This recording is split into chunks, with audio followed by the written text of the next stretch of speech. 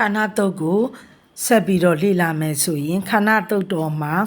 ပါဠိတော်အပိုက်၈ပိုက်ရှိပါတယ်နံပါတ်1အပိုက်ကတော့အာနာခိတမိတပ္ပထာ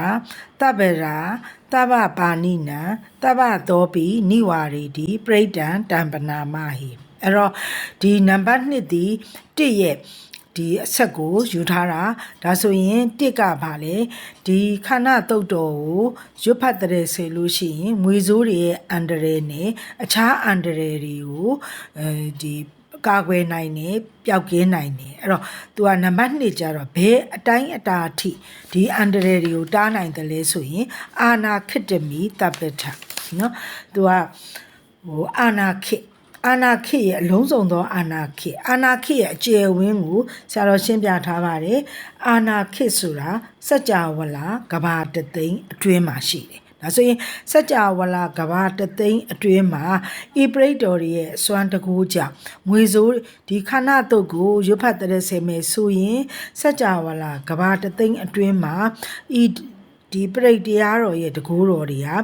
ပြန့်နှံ့နေတဲ့အတွက်ကြောင့်မွေစိုးတွေလည်းမကိုက်နိုင်ဘူးเนาะတကယ်လို့များဒီမွေစိုးကိုက်လိုက်မိတယ်ဆိုရင်လည်းအစိတ်မတက်နိုင်ဘူးเนาะပြီးတော့အခြားပေါ့เนาะဒီဘေးအန္တရာယ်တွေကိုလည်းကာကွယ်ပေးနိုင်တယ်အခြားဘေးအန္တရာယ်တွေကာကွယ်ပေးနိုင်တယ်ဆိုရင်စလုံးလေးဒီပါဠိလိုသေတင်စာပြီးပြိတ္တရာเนาะအဲ့ဒါလေးလည်းသိထားရမယ်ကျမတို့ကเนาะဒီ1နဲ့2ကလေးကို link ယူပြီးတော့ဘာသာပြန်ရတာကိုဒါဆိုရင်အာနာခိတမိတပ္ပထဆိုတာစัจ java လာကဘာတသိန်းအတွင်းမှာအန္တရာယ်တွေကင်းနိုင်တယ်ဒါဆိုရင်သူကဘလို့ထိအောင်ကင်းပါလဲဆိုရင်အရေးကြီးတဲ့ပါဠိလေးကိုထောက်ပြရင်တဗ္ဗသောပိနိဝါရီတိတဗ္ဗသောပိနိဝါရီတိဆိုတာတဗ္ဗဆိုတာအလုံးစုံသောပိဆိုတာအကျွင်းမရှိเนาะတဗ္ဗသောပိဆိုတာအကျွင်းမရှိနိဝါရီတိဆိုတာဒီအန္တရာယ်ဆိုးတွေကိုမွေးအန္တရာယ်တွေအခြား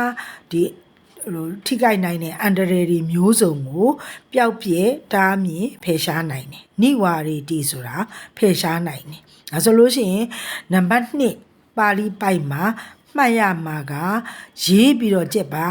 เนาะအဲ့ဒီပါဠိကတော့အာနာခိတမိတပ္ပထเนาะဒီအာနာခိတစ်ခုလုံးအတွင်းမှာပေါ့เนาะဒီတဗ္ဗသောပိနိဝါရီတိအကျွင်းမရှိဒီအန္တရာယ်အလုံးစုံကိုသူကတားမြစ်နိုင်ပါတယ်ဒါကြောင့်မို့လို့เนาะပရိဒံတမနာမဟိဆိုတာเนาะဟေဆိုတာသူတော်ကောင်းပေါင်းတို့ပေါ့เนาะဒီပရိဒံခန္ဓာပရိကိုဗနာမเนาะရွတ်ကြပါစို့ဆိုပြီးတော့တိုက်တွန်းထားတာပါဒါဆိုရင်ခန္ဓာတုတ်တော်မှာเนาะသူက8ပိုက်ရှိတယ်အခု2ပိုက်ပြီးသွားပြီအဲ့တော့1နဲ့2ဒီဘာကိုပြောရလဲဆိုရင်ခန္ဓာတုတ်ရဲ့အမွှန်းနေဖြစ်တယ်ခန္ဓာတုတ်ကိုရွတ်ဆိုခြင်းလာအောင်เนาะသူကကြိုဒီတိုက်တွန်းနေ2ပိုက်ဖြစ်တယ်ဒါဆိုရင်တတိယပိုက်ကိုကျမတို့ဆက်သွားမယ်ဒါဆိုရင်နံပါတ်3ဖြစ်တဲ့ပါဠိပိုက်ကိုပူဇော်ပေးပါမယ်เนาะမွေလေးမျိုးကိုမေတ္တာပို့တာဖြစ်ပါတယ်ပါဠိလိုကဝိရူပခေဟိမေမေတ္တံအေယာပထေဟိမေသဗျာပုတ်တေဟိမေမေတ္တံကာနာဂေါတမကေဟိစအဲ့တော့မွေလေးမျိုးကကြက်ထားမှာပါဝိရူပခမွေတွေပေါ့နော်ဟိ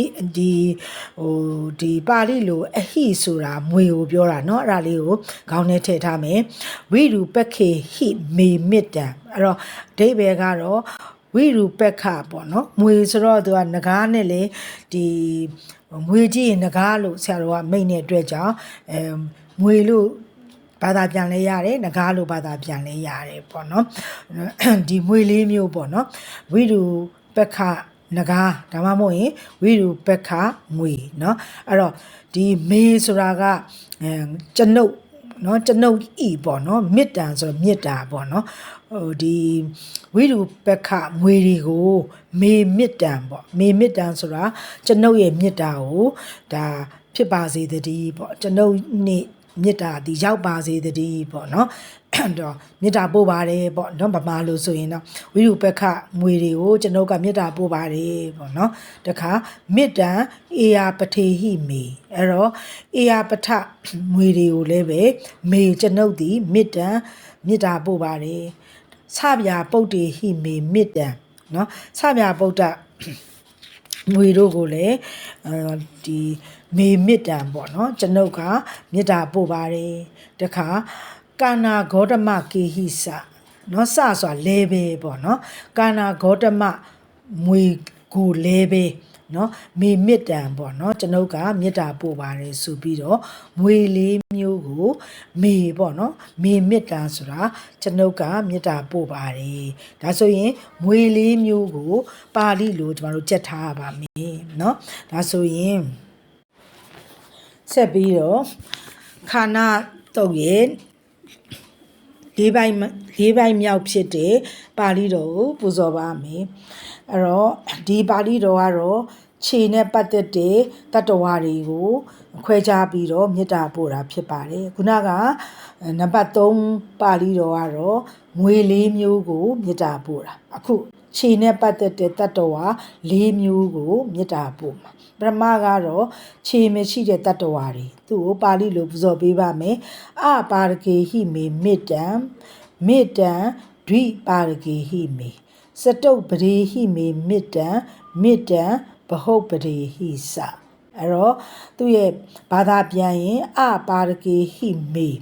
အပါရကေဟိပါဒကဆိုတာခြေရအပါရကေဟိဆိုတာခြေမရှိသောတတ္တဝါမွေတို့ပေါ့နော်အဲဒီစသည်ဖြစ်အဲ့ဒါကိုအပါရကေဟိမေမေတ္တံအဲ့တော့တည့်ရဲ့အတိုင်းပဲပါရကဆိုတာခြေအပါရကဆိုတာခြေမရှိသောအခြေမရှိသောတတ္တဝါတို့ကိုမေဆိုကျွန်ုပ်ကမေတ္တံမေတ္တာပို့ပါတယ်တခါမေတ္တံဒွိပါရကေဟိမေဒွိပါရကဆိုတာခြေနှချောင်းရှိသောနော်ခြေနှချောင်းရှိတဲ့တတ္တဝါတွေကိုလည်းပဲကျွန်ုပ်ကမေတ္တာပို့ပါတယ်စတုပ္ပရေဟိမေမေတ္တံခြေလေးချောင်းရှိတဲ့တတ္တဝါတွေကိုလည်းပဲမေမေတ္တံကျွန်ုပ်သည်မေတ္တာပို့ပါတယ်တခါမေတ္တံဘဟုတ်ပရေဟိစခြေများစွာရှိသောတတ္တဝါတွေကိုလည်းပဲကျွန်ုပ်သည်မေမေတ္တံပေါ့နော်ကျွန်ုပ်သည်မေတ္တာပို့ပါတယ်ဆိုပြီးတော့မေတ္တာပို့တဲ့မိတ်ဖွဲ့တဲ့ဒီပါဠိပိုက်ဖြစ်တယ်ဒါဆိုရင်နံပါတ်3အပိုက်ရဲ့နံပါတ်4ပိုက်ရဲ့ငွေလေးမျိုးကိုမေတ္တာပို့တဲ့ခြေနဲ့ပတ်သက်တဲ့ဒီပိုင်ဆိုင်နဲ့เนาะခြေမရှိတဲ့တတ္တဝါခြေနှစ်ချောင်းရှိတဲ့တတ္တဝါခြေလေးချောင်းရှိတဲ့တတ္တဝါခြေများစွာရှိတဲ့တတ္တဝါတွေကိုမိတ်ဖွဲ့တာမေတ္တာပို့တာဖြစ်ပါတယ်ဒါဆိုရင်နံပါတ်5ပါဠိကိုပူဇော်ပါမယ်အဲ့တော့နံပါတ်5ပါဠိကိုပူဇော်ပါမယ်မာမံအပါရကောဟိန္တိမာမဟိန္တိဒွိပါရကောမာမံစတုပ္ပရောဟိန္တိမာမံဟိန္တိဘဟုတ်ပရောအဲ့တော့ဘာသာပြန်ရင်တော့မာမံ၄ခုရှိပါတယ်เนาะဒီရပြီးသားပူဇော်ပြီးသားပူဇော်နေကြပုံကိုယ်တွေကတော့သိပါတယ်အကယ်၍เนาะရေးဖြည့်ဖို့အတွက်ဆိုရင်တော့ဒါလေးတွေမှတ်သားလေးမှတ်ရအောင်မာမန်ဆိုတာကเนาะမာဆိုတာငါပေါ့เนาะမန်ဒီ negative တင်လိုက်ရင်ငါကိုငါအားလို့အဓိပ္ပာယ်ရတယ်အဲ့တော့မာမန်လေးခုပေါ့เนาะမာမန်အပါရကောဟိန္တိတဲ့เนาะမာမန်ငါကိုအပါရကောအခြေမရှိသောတတ္တဝါများသည်ဟိန္တိဆိုတာเนาะအဟိန္တဆိုတာမငင်းစေတာဟိန္တဆိုတာညင်းစေတာဟိန္တိဆိုတာမငင်းစေပါစေနှင့်လို့ပြောတာအဲ့တော့မာမန်အပါရကောဟိန္တိเนาะအဲ့တော့ခြေမရှိသောတတ္တဝါများသည်မာမန်ငါကိုမငင်းစေပါစေနှင့်ဒါသူဆန္ဒပြုတာဆုတောင်းတာเนาะဆုတောင်းတာကိုရှေ့တော့ကဆန္ဒပြုတယ်လို့ခေါ်တယ်ဒါဆိုရင်နံပါတ်1ကမာမန်အပါရကောဟိန္တိနံပါတ်2မာမန်ဟိန္တိဒွိပါရကောเนาะဒိဗေကဒွိပါရကောအခြေနှချောင်းရှိတဲ့တတ္တဝါတို့သည်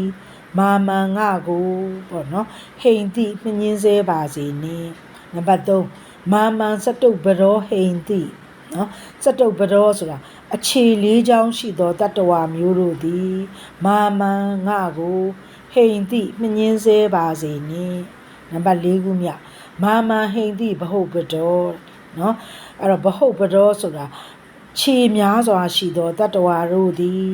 မာမန်ငါကိုဟ ဟိန်တိမငင်းစေပါစေနှင့်ဆိုပြီးတော့နံပါတ်5ပါဠိပိုက်သည်ဆုတောင်းတာ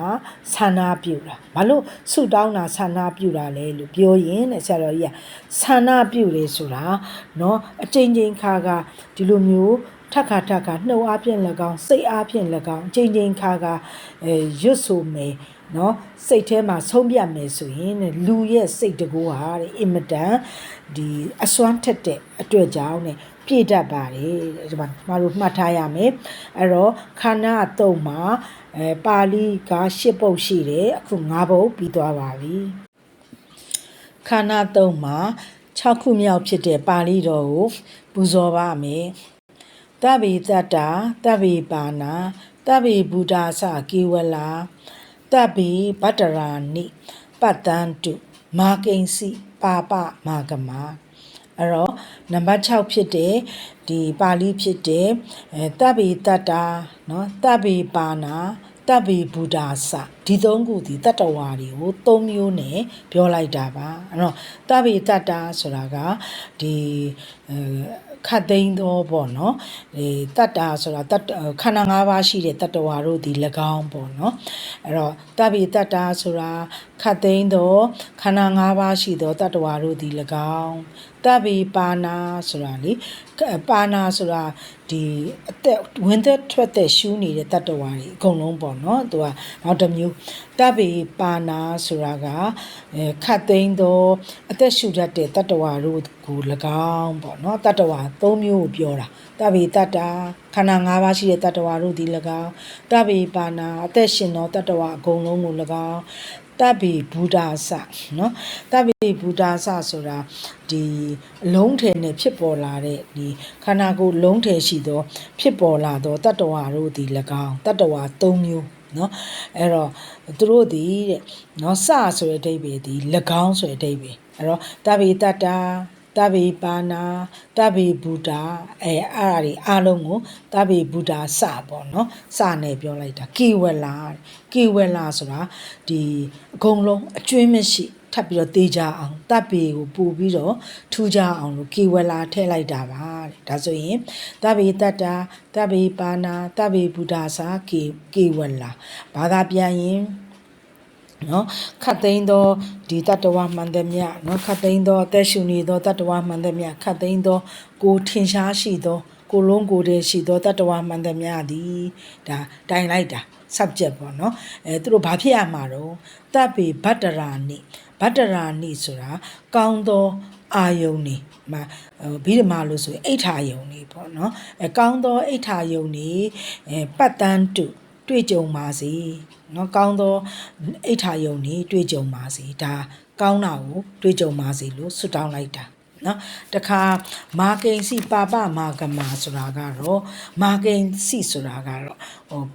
ဘယ်သူတယောက်တူတယောက်မြာပေါ့ no one ပေါ့နော်ဗမာအင်္ဂလိပ်လိုပြောရင် no one ပေါ့ဘယ်သူမှပေါ့နော်ဘယ်သူမှပါပန်ဆိုတာဆင်းရဲဒုက္ခတွေနော်မာဂမဆိုတာမကြမရောက်ပါစေနဲ့ဒါဆိုရင်မာကိဉ္စီပါပနော်ပါပမာဂမဆိုတာအဲ့တော့၃ပိုင်းရှိတယ်မာကိဉ္စီဆိုတာ no one ပေါ့ဘယ်သူမှနော်ပါပန်ဆိုတာကဆင်းရဲဒုက္ခနော်ပါပလို့လည်းခေါ်တယ်နော်ပါပမာဂမဆိုတာကတော့မကြရောက်ပါစေနဲ့မတွေ့ပါစေနဲ့ဒါဆိုရင်မာကိဉ္စီပါပမာဂမဆိုတာမကောင်းတာကိုမတွေ့ပါစေနဲ့ဗတ္တရာနိတွေနဲ့လားပတ္တန္တုဖြစ်ပါစေနော်ဒါဆိုရင်ဒီနံပါတ်6ဒီဒါဆောင်ဝဲမေးခွန်းမှာမေးနိုင်တဲ့ပုံစံမှာအဲ့တော့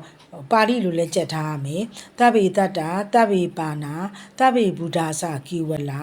တဗ္ဗေဗတ္တရာနိပတ္တန္တုဒါကဆုတောင်းလိုက်တာတွေ့ပါစေပတ္တန္တုဆိုတာတွေ့ကြုံပါစေဒါဆိုရင်မတွေ့ပါစေ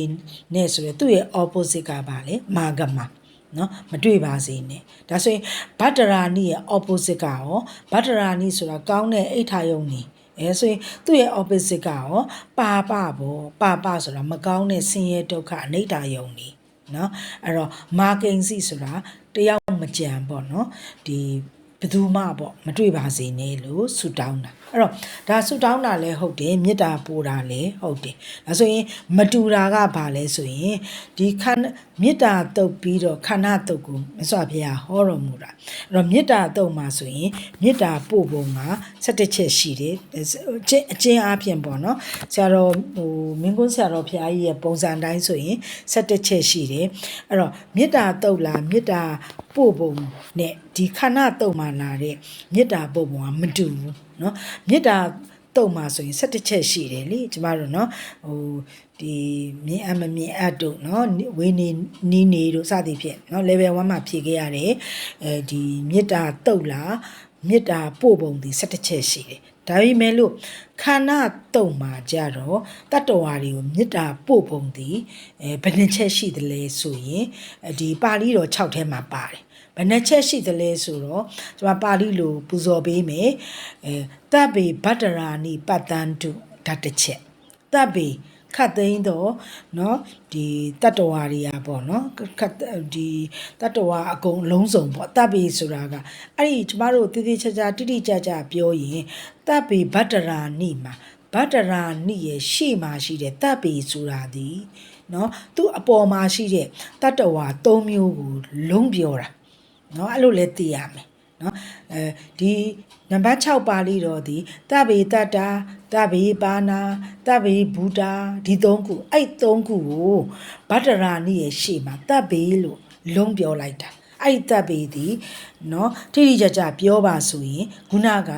3မျိုးတဗ္ဗေတတ္တာတဗ္ဗေပါဏာတဗ္ဗေဘူတာသူတို့ဒီဘာဖြစ်ရမှာလဲဗတ္တရာနိเนาะကောင်းမြတ်တဲ့အိဋ္ဌာယုံနေနဲ့ပတ္တန်တုတွေ့ကြုံပါစေဒါသည်ခန္ဓာတုံမှာတတ္တဝါတွေကိုမေတ္တာပို့တာဒါတစ်ချက်နောက်တစ်ချက်မာဂိဉ္စီပါပမာဂမเนาะကျမတို့ဒီခန္ဓာတုတ်တော်ကိုကြက်တာသွားတယ်ချို့လဲလွတ်တာရတယ်တကယ်တမ်းဆရာတော်ကြီးမိမောင်းထိုးမပြရင်ကျမတို့ဟာဒါရောနဲ့ဒါရွတ်သွားတယ်เนาะရွတ်ပြီးရတောင်မှခါကြရင်ဘယ်ချက်နှုတ်ကလိုလျောက်တာရွတ်နေတယ်ပေါ့เนาะဒီအဓိပ္ပာယ်ကိုတခါလေကြလဲအာယုံမပြုတ်တတ်ဘူးပေါ့เนาะအခုဒီမှာကြတော့သိပြီနံပါတ်6ပါဠိတော်မှာဆိုရင်เนาะမာဂိဉ္စီပါပမာဂမာဆိုတာဗာလေเนาะမာဂိဉ္စီတူတယောက်မြဘသူမှပေါ့เนาะအင်္ဂလိပ်လိုဆို no one ဘသူမှပါပဆိုတာဆင်းရဲဒုက္ခတွေမာဂမာမတွေ့ကြုံပါစေနဲ့အဲ့တော့ကျမတို့ကပို့ပြီးတော့မှတ်သားသားပြောရင် opposite တွေเนาะရှာလို့ရတယ်เนาะပတ္တန်တုเนาะပတ္တန်တုရဲ့ဆန့်ကျင်ဘက်ကမာဂမာဗတ္တရာနိရဲ့ဆန့်ကျင်ဘက်ကပါပเนาะဆိုရင်ကျမတို့နံပါတ်6ကိုပူဇော်ပြီးသွားပြီအဲ့တော့အနည်းချုပ်လိုက်မယ်ဆိုရင်မေတ္တာမှာမေတ္တာပို့ပုံဒီ17ချက်ရှိတယ်ခန္ဓာ3မှာကြတော့တတ္တဝါတွေကိုမေတ္တာပို့ပုံ2မျိုးရှိတယ်အဲ့2မျိုးကိုပါဠိလိုဖော်ပြခဲ့ပါဆိုရင်ကျမတို့ကတဗ္ဗေဗတ္တရာနိပတ္တန္တုမာဂိဉ္စီပါပမာဂမာဒါကိုဘာသာပြန်ပေးလိုက်ရင်ကျမတို့ရပြီဆက်ပြီးတော့ခန္ဓာ3မှာ9ခုမြောက်ဖြစ်တဲ့ပါဠိတော်ကိုပူဇော်ပါမယ်နော်အပမာနောဗုဒ္ဓောအပမာနောဓမ္မောအပမာနောတံဃောဒီ3ခုသည်မြတ်စွာဘုရားရဲ့ဂုဏ်တော်တရားရဲ့ဂုဏ်တော်တန်ခါရဲ့ဂုဏ်တော်တို့သည်နော်အပမာနောနော်အဲ့ဒီဂုဏ်တော်အားဖြင့်ချစ်နိုင်တိုင်းတာပြီးတော့မရဘူးပမာဏအားဖြင့်တိုင်းတာလို့မရနိုင်ပါဘူးအဲ့တော့ပမာနောဆိုတာပမာဏနဲ့ထည့်ရင်အပမာနောတိုင်းတာပမာဏဘယ်လောက်ရှိတယ်မြတ်စွာဘုရားရဲ့ဂုဏ်တော်ဒီဒီလောက်ပမာဏပဲရှိပါတယ်စသည်ဖြင့်ပမာဏအားဖြင့်เนาะချစ်နှိုင်းပြီးတော့တိုင်းတာလို့မရပါဘူးလို့ဒါသစ္စာဆိုလိုက်တာပြီးလို့ရှိရင်เนาะတိုင်းတာလို့ရတာတွေကဘာတွေလဲဆက်သွားအောင်အဲ့တော့ပမာဏဝန်တာနီเนาะတိုင်းတာလို့ရတာတွေကတော့တရိတပါနီတရိတပါနီဆိုတာကတရိတပါဏိဆိုတဲ့အဓိပ္ပာယ်ကဒီကိလေသာရှိပြီးတော့တွားသွားရတဲ့ဒီတတ္တဝါတွေရဲ့เนาะဒီကိလေသာကတော့တိုင်းတာလို့ရပါတယ်တဲ့เนาะဥပမာပေးထားတာကเนาะဒီတတ္တဝါ6မျိုးကိုပေးထားတယ်အဟိဆိုတာမွေဝိသိကာဆိုတာက ကင်းမီကောက်နော်တတပတိဆိုတာကင်းချေများအုံနာနာဘီဆိုတာပင်ကူတရဘူးဆိုတာကတော့တချို့စာအုပ်တွေမှာတက်တူနော်မွေတက်တူလိုဟာမျိုးပုတ်တိညိုအကြီးစားလိုဟာမျိုးနော်တချို့စာအုပ်တွေမှာကြတော့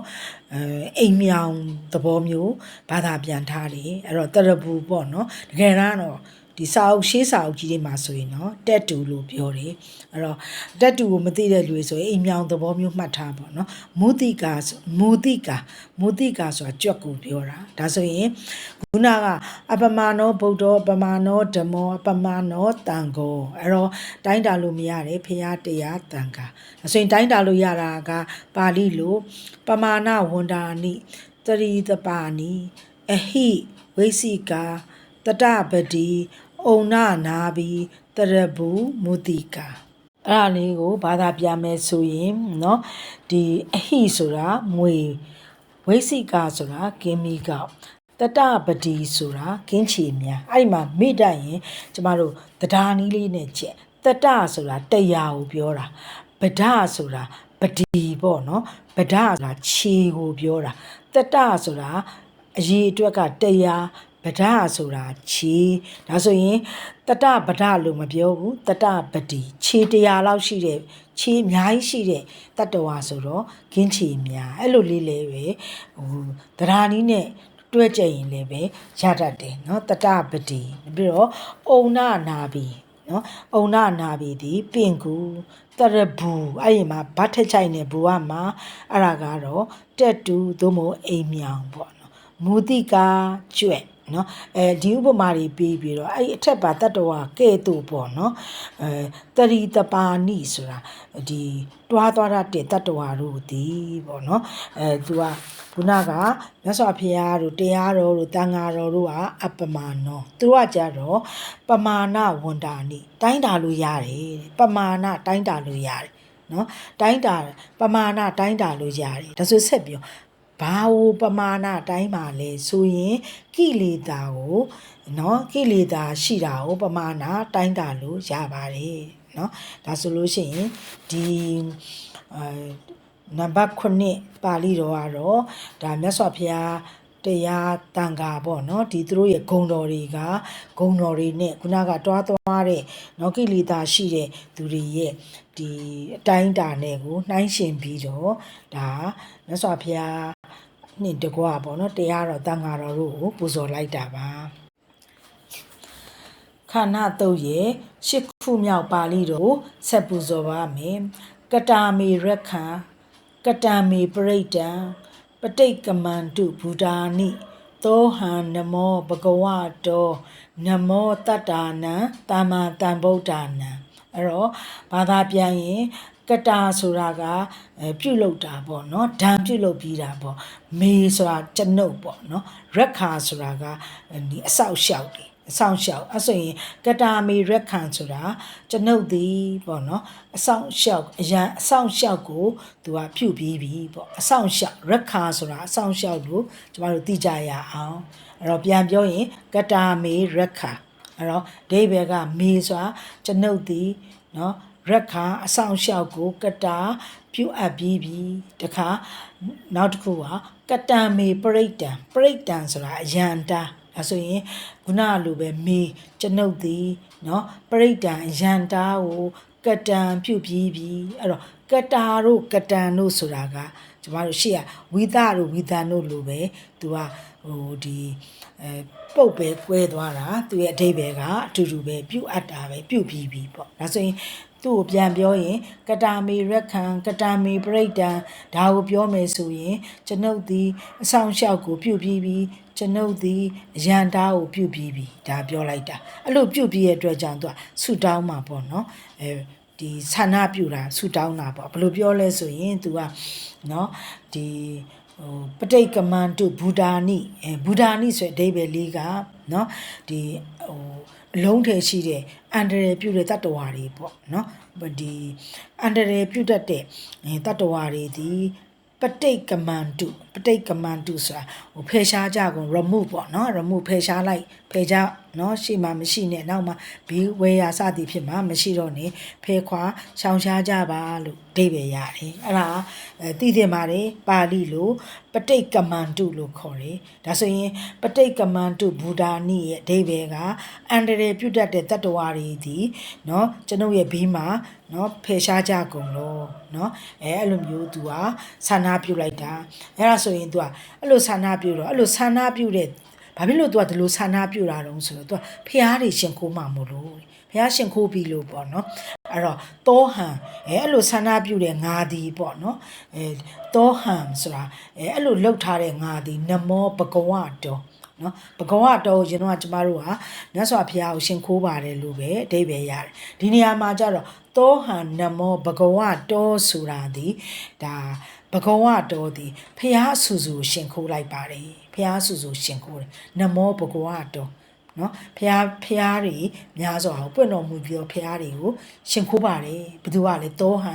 ခုနကနော်ရန်တာတွေလှုပ်ထားပြီးတဲ့ငါသည်ဖျားရှင်ကိုရှင်ခိုးပါတယ်နော်တော့ကထပ်ပြောတယ်နမောတတ္တနာတမ္မန်တံဗုဒ္ဓနာနမောဆိုတာရှင်ခိုးပါတယ်တတ္တနာဟောခုနှစ်စုနော်တမ္မာတံဗုဒ္ဓနာခုနှစ်စုသောဘုရားရှင်တို့လည်းရှင်ခိုးပါတယ်နော်အဲ့ဒါပဲသူကတော့ဒီလိုမျိုးလေးပဲတကယ်တမ်းဘာသာပြန်မယ်ဆိုရင်ခန္ဓာပိဋတော်မှာဒါနောက်ဆုံးပိတ်ဖြစ်သွားတယ်အဲ့တော့ဘုရားရှင်အားလုံးကိုလည်းရှင်ခိုးပါတယ်ဘုရားခုနှစ်စုလည်းရှင်ခိုးပါတယ်အဲ့တော့ဆရာတော်ဘုရားကြီးရဲ့ဒီသင်္ကန်းစာကိုကျွန်တော်တို့ကသင်္ကန်းစာအနေနဲ့သင်ရတဲ့အတွက်ကြောင့်ဒီခုနှစ်စုကုံသောဘုရားဆိုတာဘာတွေလဲဆိုတာကျွန်တော်တို့ကဆက်လေးလာမယ်နော်ပြီးလို့ရှိရင်နော်မေတ္တာတုံးနဲ့ကတ်ရက်မှာဟောတာကိုနော်မေတ္တာတုံးနဲ့ဒီခန္ဓာတုံးနဲ့ဘလို့ကွဲပြားတယ်လဲဆိုတာလဲဆရာတော်ကြီးကထပ်ပြီးတော့တည်တည်ချာချာလေးနှိုင်းရှင်ပြောထားတယ်ပြီးလို့ရှိရင်ဘယ်လိုကျင့်ရမလဲပေါ့နော်အဲ့တော့ဒါကအန္တရာယ်ကိုဖယ်ရှားဖို့ဒီခန္ဓာတုတ်တော်ညွန်ပြတာဆိုတော့ဒီအန္တရာယ်ဆိုတာဘလို့အန္တရာယ်လဲเนาะမြင်ရတဲ့အန္တရာယ်ရှိတယ်မမြင်ရတဲ့အန္တရာယ်ရှိတယ်အတွင်းအန္တရာယ်ရှိတယ်အပြင်အန္တရာယ်ရှိတယ်ဒါဆိုရင်အတွင်းအန္တရာယ်ကိုဖယ်ရှားဖို့အတွက်เนาะဘာလုပ်ရမလဲမကင်၈ပါးကိုကြင်ကြံအထောက်ရမယ်အပြင်အန္တရာယ်ကိုဖယ်ရှားဖို့အတွက်じゃခန္ဓာတုတ်တွေရွမြစ်တာတွေပို့ကုသိုလ်တွေလို့စသည်ဖြင့်ဆရာတော်ညွှန်ကြားထားတာကိုလည်းကျမတို့ဟာတကယ်တမ်း gathering ရှိရင်ဆက်ပြီးတော့သင်လိုက်မယ်အခုလောလောဆယ်ကတော့စာမွေးအတွက်မဟုတ်ဘူးခန္ဓာတုတ်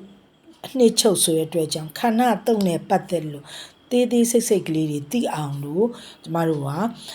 ဒီဟာပြောပြခြင်းဖြစ်တယ်တကယ်တမ်းစာမွေးနဲ့ပတ်သက်တာဆိုရင်เนาะခန္ဓာတုတ်ကိုလေ့လာပြီးရင်စာမွေးမိကုန်းတွေကိုဖြည့်ကြည့်လိုက်ရင်ပုံမူပြီးတော့ဂဂနာဖြည့်တတ်မယ်ပြီးလို့ရှိရင်ဆရာတော်ကြီးရဲ့เนาะဒီအပို့ချတာတွေကိုထပ်ပြီးတော့လေ့လာလိုက်ရင်မိကုန်းပေါင်းစုံကိုကျမတို့ကဖြည့်နိုင်သွားမယ်နော်အဲ့တော့ဘယ်ပုံမှာဗာကျက်ရမယ်ဘယ်အပိုက်မှာဗာကျက်ရမယ်ဆိုတော့ထပ်ပြီးတော့လေပြောသွားမယ်ခန္ဓာတုတ်တော်မှာနော်ဒီအပိုက်၈ပိုက်ရှိတယ်နံပါတ်1အပိုက်မှာမဖြစ်မနေကျက်ရမှာကသဗ္ဗတိဝိဒဇာတိနံဒိဗ္ဗမန္တာကဒံဝိယပြီးတော့ဒီမွေစိတ်တင်မကဘူးကြံတဲ့အန္တရာယ်တွေကိုလည်းတားနိုင်နေဆိုတာကတော့သေတင်စားပြီးပြိတ္တယံဒါဆိုရင်တစ်မှာကျက်ရမှာကသဗ္ဗတိဝိသဇာတိနံဒိဗ္ဗမန္တာကရံဝိယသေတင်စားပြီးပြိတ္တယံဒါဆိုရင်နံပါတ်2ပါဠိကအာနာခိတမိတပ္ပထနော်ပြီးရင်ဒီအာနာခိတခိတစ်ခုလုံးမှာလာသမျှအန္တရာယ်တွေကိုတပ္ပသောပိနိဝရတိဒါကြောင့်မို့လို့ဒီတပ္ပသောပိဆိုတာအကျွင်းမရှိနိဝရတိဆိုတာတားမြစ်ပြီးတော့ဖယ်ရှားနိုင်တယ်ဒါဆိုရင်နံပါတ်2ပါဠိမှာကိုကြည့်ရမှာကအာနာခိတမိတပ္ပထတပ္ပသောပိနိဝရတိဒါဆိုရင်နံပါတ်3မှာဗာကြည့်ရမလဲနံပါတ်3ကအကုန်ကြည့်ရပါမယ်ဝိရူပခေဟိမေမေတ္တံအေယပထေဟိမေစဗျာပုဒ္ဓေဟိမေမေတ္တံကာနာဂေါရမကေဟိစနံပါတ်4ပါဠိမှာလည်းအကုန်ကြည့်ရပါမယ်အပါရကေဟိမေမေတ္တံဒွိပါရကေဟိမေစတုပ္ပရေဟိမေမေတ္တံဗဟုပရေဟိစနံပါတ်5ပါဠိမှာဗာကြည့်ရပါမလဲ အကုန်ကျက်ရပါမယ်မာမန်၄ချက်ရှိပါတယ်မာမန်၄ချက်လုံးကျက်ရပါမယ်မာမန်အပါရကောဟိန္တိမာမန်ဟိန္တိဒွိပါရကောမာမန်စတုတ်ဘရောဟိန္တိ